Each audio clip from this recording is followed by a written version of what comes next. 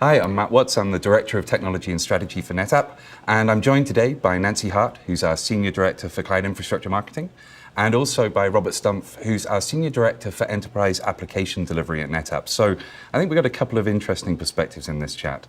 So let's get straight into it. I've been with NetApp for 13 years, right. and I know you're relatively new into the company. But I know if I look back probably 5-6 years ago, one of the things that customers used to often ask me for was, what's your 5-year roadmap? And I think even back then, it was tough to be able to predict what would happen in 5 years. For me, that window is shrinking and shrinking and shrinking. Right. And when people say to you, give me 5 years, I mean, can we give 2? I mean, where are we? And it just feels like this pace of change, this whole world is changing. What's your kind of perspective around that? I think that's absolutely right. So speed is the new scale, right? For our customers, they have got to build new services, provide new revenue streams for their companies, because if they are not, their competitors certainly are, right? So how fast can they adapt to what's happening in the market? And I would ask my colleague Robert here, do you even have a 5-year roadmap from your perspective? We try to have a 3-year roadmap, but that very rarely holds true, right? Things come at you from left field that you have to react to, and exactly what you were saying, Matt, it's all about the way that you react to things that come at you is really the new operating model that we have to work within. And I look at this and I think of some of the applications that have come out over the last few years. We were all talking about Cloudera and Hortonworks and all these kind of applications, and suddenly they were the new things. Yeah. And we hadn't really seen them coming. They snuck up on us pretty quickly. Well, now they're the kind of baseline. That's kind of, we've moved on again now. Right. Yes. And I think, again, and in the DevOps world I'm seeing this as well, is that there's more and more of these applications coming at us faster than ever before. And I guess we just have to think completely differently about, infrastructure and operations in order to be able to cope with this. Absolutely, right? Customers have got to be able to break the barriers between developers and operations, right? So days of silos, months of provisioning, all of that does not feed into agile IT, right? And DevOps is not a thing, it's not a person, it's not even a product. DevOps is a process and a culture. Can you change your organization to react quickly, like Robert talked about? Can you change your organization to capture those opportunities whenever they happen? And that's really what DevOps and DevOps culture is driving. Right. And do you think, is this making enterprise organizations think more like kind of service providers, cloud providers? Because, if I think about Amazon, why do people go there? It's a wonderful, wonderful test bed. Mm-hmm. It's this beautiful environment where you have access to everything that currently exists and a whole bunch of new stuff that's coming towards you. Is that kind of how you see enterprise IT starting to change as well? Definitely. We are having to shift, and we are starting to try and get in front of our customers, who are the actual end users of the applications, the people that are running our organization. And I'm trying to anticipate what they're going to need. In the old days, I would be kind of like providing a service to them of what they think they want. Whereas now I'm trying to anticipate what they're going to need, because I've got to get in front of them. And so you have to think very differently about how you plan, how you build, what sort of platforms you put in place, right? Because we used to build platforms for applications, and now we're kind of building platforms for, well, still for applications, but for a whole bunch of we've never heard of, and we just don't even know that are coming. So is that kind of how you think differently about this? Definitely, and that's what we're kind of working through at the moment, is trying to build a completely new stack that will be somewhat agnostic to what we want to put on top of it. Because I can't anticipate what applications I'm going to be running 6, 8, 12 months from now. Because as you said, these things are popping up all over the place. So I'm trying to make sure that the infrastructure components of this are completely agnostic to that. Now, on the flip side of that, you still have some legacy applications that you have the challenge of getting the DevOps model working with, which is a completely different challenge. Okay. And what about the kind of people side of things? Because this is a very different kind of mindset, a very different kind of dynamic that people are involved with. It is. We're seeing the industry, I'm seeing our customers go from being focused on an operations and a management experience to really turn around and focus on a consumption experience. What kind of consumption experience are they delivering to their own users and consumers for things that you don't even know yet? How do you, and what's different about the consumption experience is the public cloud has set the bar. We have all gone up to Amazon and swiped left and, set up a compute shape and storage shape almost instantaneously. That is the new expectation of what a consumption experience now looks like. It's got to be frictionless, it's got to be self-service, it's got to be automated, and it's got to be infrastructure independent, because you don't know what's coming. And at the end of the day, it has to be seamless. It has to be seamless across all the public clouds and even a customer's own private clouds in their data center. It's about delivering that hybrid multi-cloud experience, right? To take advantage of everything that's out there. And I think even after, beyond applications, now we're into a world of services and microservices, right? And what I see customers struggling to do is to take advantage of all the fantastic innovations and technologies all around them. Right? But to do that seamlessly and to do that easily. So can I have a customer that takes advantage of, say, Google's TensorFlow for AI, but then a customer that would want to use Amazon's voice recognition in Alexa, and then combine it with whatever bespoke services they've built in their own data center to offer new revenue opportunities or quick adaptation to whatever's happening in the market and the competitors around them. That is the challenge that I'm seeing in front of us today. And you mention it, and I'll just come back to it, hybrid multi-cloud. We love to come up with a new phrase, don't we? We do. We've had kind of private cloud and public cloud and hybrid cloud, and now and it's not just from us. Hybrid multi-cloud is something that I'm certainly seeing across much broader use in the industry. Right. So just maybe give us a little bit of perspective as what does that mean to you? What does kind of hybrid multi-cloud mean? Because I'm thinking that's something that a lot of people are probably sitting there going, oh my God, another definition. Another thing to get Exactly. used to. So this idea of hybrid is both public and private. And then the idea of multi-cloud is there are a lot of cloud providers out there, right? The big public cloud providers. So can an enterprise take advantage of the best of the microservices? So a couple years ago, we all bought cloud because cloud was going to be cheap. Yeah. How'd that turn out for us? Yeah, not so good. Not so good. And then it was, we're going to have multi-clouds, or we're going to have lots of different cloud providers. So I don't want to get locked into any one cloud provider, but I'll move data around at a drop of a hat. How'd that work out for us? Yeah. Not so much, right? What I'm really seeing customers now is they've loved the innovation and the speed of being in the public cloud. But there are a lot of reasons that maybe they don't want to develop that next application, that next service in a public cloud. It could be reasons of data governance. Right? Yep. You run a global organization. Oh, yes. Right? And those regulations certainly impact the decisions you make. And they're getting stricter. And they're getting stricter, and they're Yeah. getting harder. So it could be governance. It could be security. It could be for whatever reason that customer decides, I'm going to do my next development on premise. Right? So that to me is this idea of a hybrid multi-cloud. But now all of our users and all of your developers have gotten used to what those public clouds offer, and they want that same experience on premise. Yeah, and that's you're nodding your head Oh, yeah. strongly there, Robert. So clearly This is the world I live in. Yeah. Okay. Yeah. And I think one of the things that I've seen, and to pick up on your point, is there were so many companies I talked to who were kind of cloud first, and I would explain to people that's not a strategy, that's a mandate. Right. So what's the strategy that's going to enable you to go cloud first?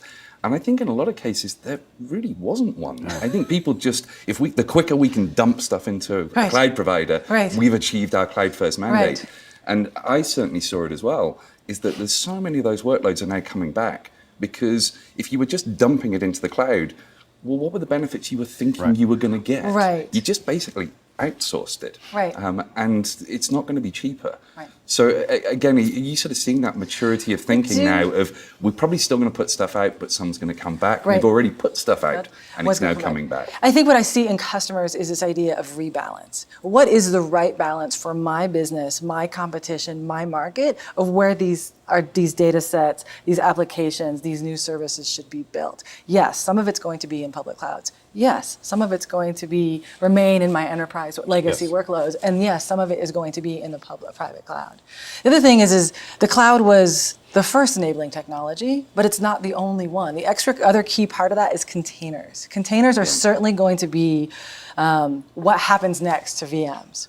Right? And it's going to be the operating system of cloud and development is going to be containers, because you get that kind of agility. Yeah. Right? And regardless of where that container resides, whether it's in Google or if it's in your own private data center. Well, they lend themselves much better to mobility, don't they? They Because do. I think we used to talk about kind of VMware, and there was this idea you could throw a virtual machine out to the cloud and then bring it back. Well, technically you could, but you wouldn't, because applications weren't written that way. Correct. Whereas Correct. I think what I'm seeing is that in the new sort of container world, suddenly that container, the way we write applications lends itself much, much more now to a much greater fluidity of where those containers, where those kind of microservices are able to run. Is that, again, just sort of coming to you to make sure I'm sanity checking what I'm saying a little bit. Definitely, and one of the key points that you mentioned a little while ago is the applications have to be architected the right way to take advantage of all of these capabilities. A lot of people were doing, and ourselves included, did some lift and shift to move things into the cloud. And you realize not only is it expensive, but also it doesn't operate very well because it wasn't designed and built to operate in the cloud. Yeah. So then we bring these applications back because we are customer one, so we leverage all of NetApp's technology first. And so we are trying to prove whether the cloud was the right location for certain applications to go. And the answer was no on some of these situations, so we ended up pulling them back. Right. And I think a really good example for us as well is that when we took a decision as to do we move one or do we start again, I remember Siebel. Yeah. We were a Siebel customer. And yes. I think we spent like 2 years planning a Siebel upgrade until somebody said, does it make us better products? Does it help us serve our customers better? Right. And everyone kind of went, no. Well, then let's go to Salesforce. Let's not take it somewhere else and run it somewhere else. Right. Let's look and see if we can have a completely different delivery model for it. Yes. So cloud infrastructure. Yeah. I think we're kind of getting to that a little bit. It sounds to me as if it's a fundamentally different operating model. When Yes. you think in cloud infrastructure, you're thinking it's kind of, I want kind of what I get, the experience I get in the public cloud, but with scalability and performance and some of the characteristics I used to get from my own kind of on-premises IT. Is that kind of right, or maybe I'm I think what we're seeing in cloud infrastructure is that, like Robert was saying, is that there are legacy applications. You still have to feed and carry your legacy applications, right? And so when we look at the technologies that NetApp offers, like NetApp's HCI, that is going to be the platform to consolidate your legacy workloads. It's going to be the place to build the platform for a private cloud. It's also going to be the place where you can start building containers and developing those next business models as well. Our enterprise customers have got to be able to balance and manage it all.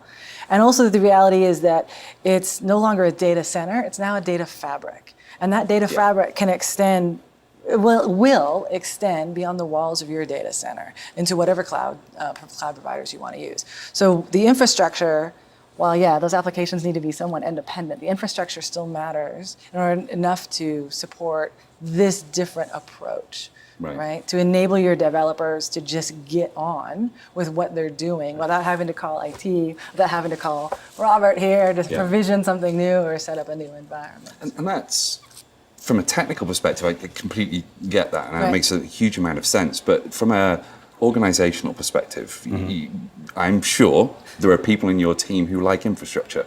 Yes. I do. I'm a 13-year IT geek, and I came into IT because I used to be an aircraft engineer and used to build aircraft, and now I could come into IT and build IT. Yeah. How do you help people to understand that the future world, as we think about things like cloud infrastructure, is quite different from what maybe they've been used to, what they've been comfortable with? What's your kind of experience around that? It's definitely an interesting situation because you have the people, as you said, that are much more infrastructure focused. And that part of a corporate IT world is shrinking, right? Because there's less and less need. Also, the capacity of drives has gone up exponentially as well, right? So the amount of storage that we used to have in a full data center now fits into half a rack. Yeah. So you need less people to be managing that. Even your on-prem data center is shrinking. Never mind what you're leveraging in the cloud. So on the infrastructure side of our organization, that is going down. But what is flipping is that the application build team is expanding. So that's where we're putting the effort, and that's where the investment should go, because that's where you start building, and we were talking about the microservices, and because you have these legacy applications, so if you build your microservices around that, then you can kind of mask the legacy component of it and start building the services and the capabilities that are needed for the business to advance. It was interesting. I had a meeting with a bank a few months ago, and we were introduced to the CEO by the storage architect, who was typically where our relationships were. And we had a really good conversation around data fabric as potentially a strategy they could adopt to work out what does the future look like, a sort of hybrid multi-cloud future. And I remember as we walked out of the room and the storage admin turned to me and he said, "I'm no longer a storage admin." I said, "Really?" And he said, "Yeah, because I don't get taken seriously." He said, "Going forward, I'm a data fabric architect." Right. And I just loved that somebody who I thought would be quite protective over what they traditionally did could actually see that there was this much bigger very new opportunity Very new around opportunity. kind of data fabric Right. and working those things out.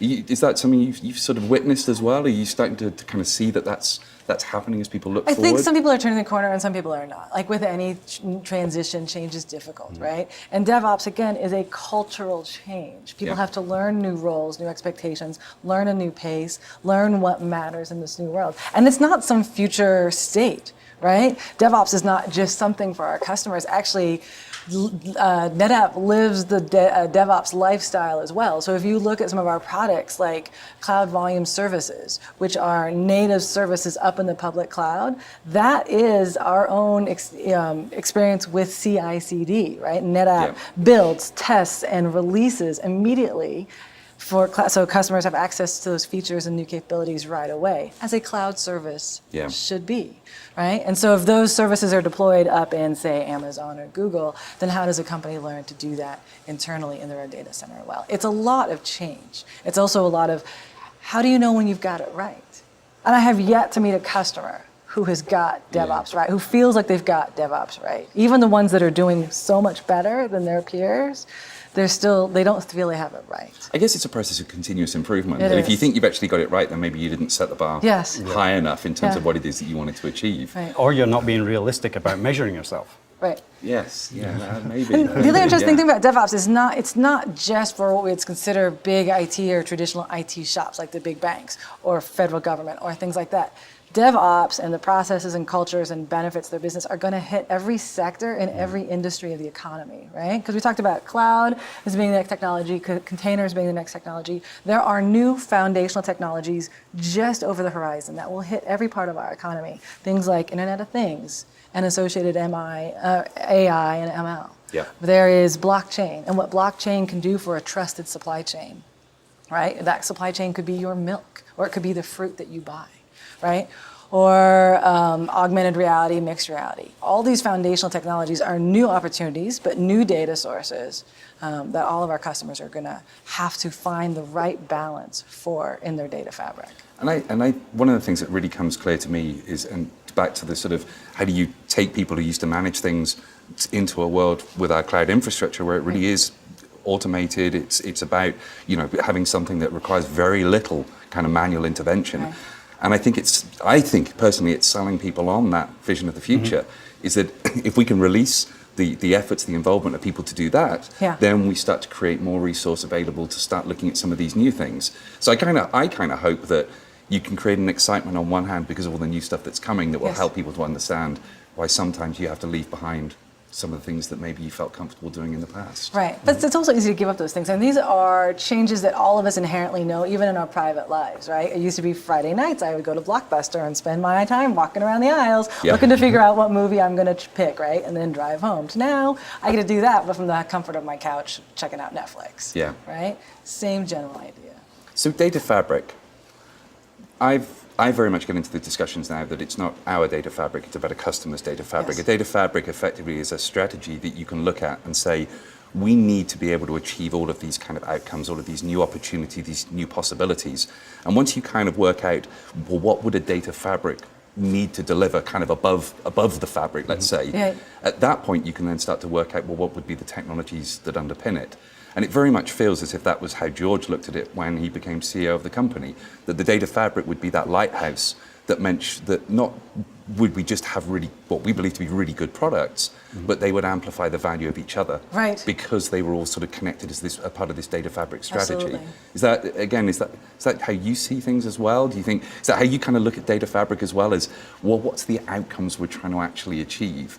Yeah, that's exactly what we're looking at, right? The data is the core to all of your IT infrastructure. That's really what it's there to provide, is access to data and quick access to data. And the data will come in all sorts of shapes, sizes, and forms. And the secret is pulling it all together and representing it in a cohesive fashion that is beneficial for the business to make quick decisions on where we should be going.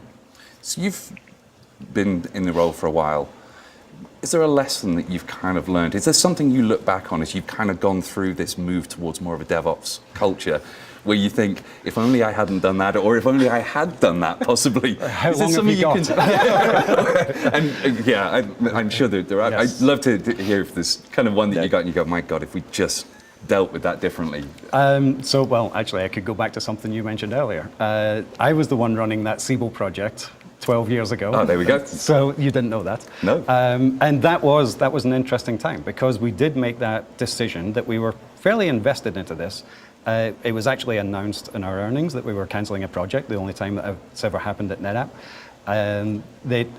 It was a tough decision because we had invested so much money into that to redirect, instead of building another enterprise application on-prem, to go into the cloud, right, and to go out to a SaaS provider. So it was very difficult, but it was the right decision to make it at that time. Okay, and you've not been with us for very long, Nancy. No. Joined us for Converge earlier on this year. Yeah, been here a few months. So why NetApp? What was it? You've clearly had lots of choices out there. Yes. What was it about NetApp that you kind of looked at and you thought, oh no, well, I don't want to put words in your mouth. What was it about NetApp that kind of attracted you to us? So I'm new to NetApp, but I'm not new to this industry. I've been in storage for 15 years. I've been in technology for over 20, right? I have a technical background, I have a business background, and there are lots of opportunities out there. What I was most interested in is, can a company transform? Can a company transform itself and change itself? And not just by shedding low-performing businesses, but truly change.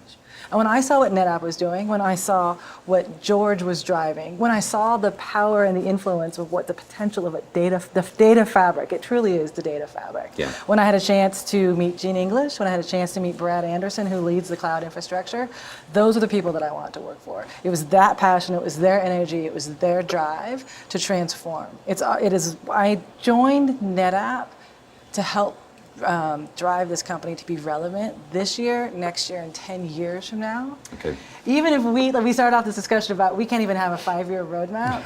Yeah. Right? But I know the decisions and the things that we do here today will drive NetApp and drive our customers for at least the next decade. And that is why I'm here. Fantastic answer. So I did warn you I was going to ask you a kind of a final thought. Is there something you can kind of share that, a lesson learned or something, or maybe just a piece of advice that you might want to share, Robert? So I'm actually excited about where we are in IT. Right? That's a lot for an IT guy to say. It really is. Yes, it is. But the rate of change excites me, right? And the fact that I'm starting to be able to deliver capabilities at a much more rapid pace, and to master the legacy systems that I've got that I have to deal with until I can eventually retire them or replace them, but to be able to provide value to the business and for them to be able to make decisions quicker, for us to be ahead of the competition. I'm excited, and I'm excited about the things that I don't know are coming, and that is interesting world to be in. Nancy? I hope you got that on tape. And We have that one, yeah, excited absolutely. about what's happening. For me, back to this idea of DevOps, right? DevOps is a long journey. It's a journey for NetApp as a whole, but it's also a journey for our customers. And I think the last final thought is when I see, and I'm excited about all the development inside NetApp around supporting our customers on that DevOps journey. So wherever they are in that journey to better DevOps, to faster, more agile IT, NetApp will be with them wherever they are, wherever they're starting, and wherever they're going. That's fantastic. So Nancy, Robert, thank you both for spending the time with us Matt. here. Appreciate it. And this is Matt Watts signing off.